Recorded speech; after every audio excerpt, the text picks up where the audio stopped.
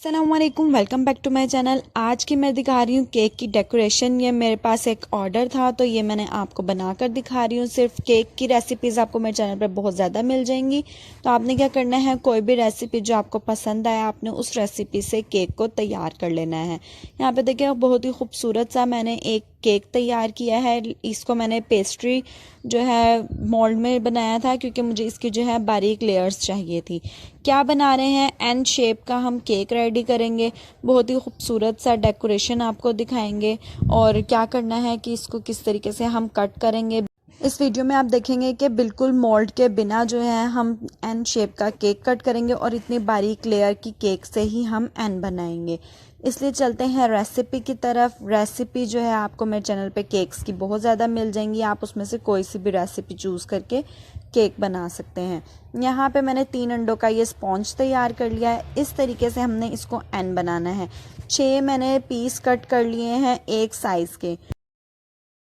इस तरीके से हमने इसको परफेक्ट शेप देनी है। तो हमने क्या करना है, जो सेंटर वाला पीस है उसके हम हाफ एजेस कट कर देंगे ताकि वो इजीली जो है हमारे साइड वाले केक के साथ अटैच हो जाए। देखें, इस तरीके से हमने सेंटर वाले पीस को कट कर लिया है और अब आप इसको इस तरीके से जोड़ेंगे तो ये बिल्कुल परफेक्ट एन बन जाएगा हमारा। अभी ये आपको देखने में बिल्कुल परफेक्ट नहीं लग रहा होगा, लेकिन जब हम इसकी केक की फ्रॉस्टिंग वगैरह करेंगे तो ये बहुत ही ज़बरदस्त सा इसका लुक निकल आएगा। अब क्या करना है, पानी और चीनी के मिक्सचर से मैं इसको सोक कर लेती हूँ और क्रीम भी यहाँ पे मैंने बीट करके रखी हुई है। अच्छे से मैंने 1 कप क्रीम ली थी, इसको मैंने अच्छे से बीट कर लिया है। और यहाँ पे गनाश भी मेरी रेडी है, चॉकलेट गनाश, क्योंकि चॉकलेट फ्लेवर का हमने केक तैयार करना है। वाइट क्रीम मैं थोड़ी सी निकाल रही हूँ ताकि डिज़ाइनिंग के लिए हमारे काम आ जाए। जितनी आपको जैसी डिज़ाइनिंग चाहिए उस हिसाब से आप क्रीम एडजस्ट कर लीजिएगा। यहाँ पे चॉकलेट गनाश शामिल करेंगे। थोड़ी थोड़ी करके डालिएगा, बहुत ज़्यादा एक साथ नहीं डालिएगा।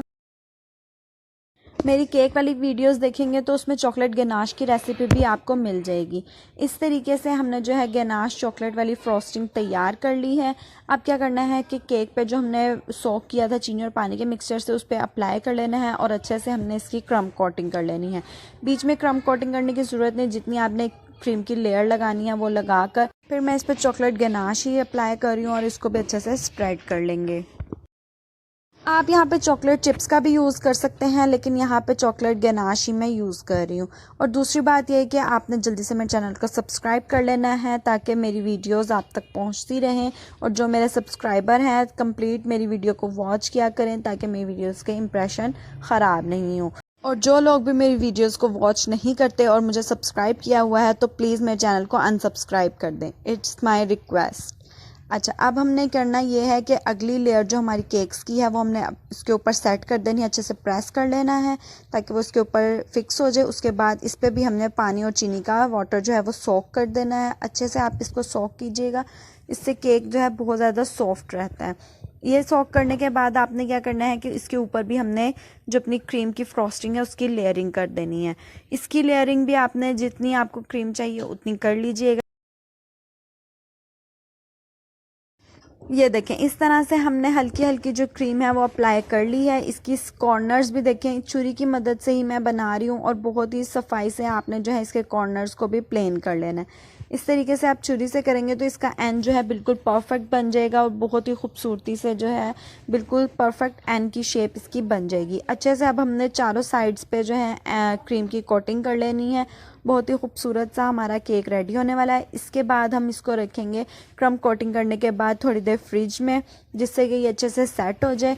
अगर आपकी क्रीम जो है वो मेल्ट होने लगती है तो आप उसको भी फ्रीज़र में रख लिया करें, या फ्रीज़र में रखेंगे तो 10 मिनट के लिए रखें, फ्रिज में रखना है तो तकरीबन 15 मिनट के लिए रख लें।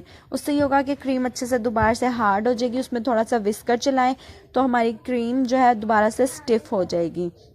जो भी आपको डिज़ाइनिंग करनी हो वो ऊपर कर लें। पाइपिंग बैग में मैंने चॉकलेट वाली क्रीम शामिल की है और इसकी मैं अच्छे से फूल बना लेती हूँ।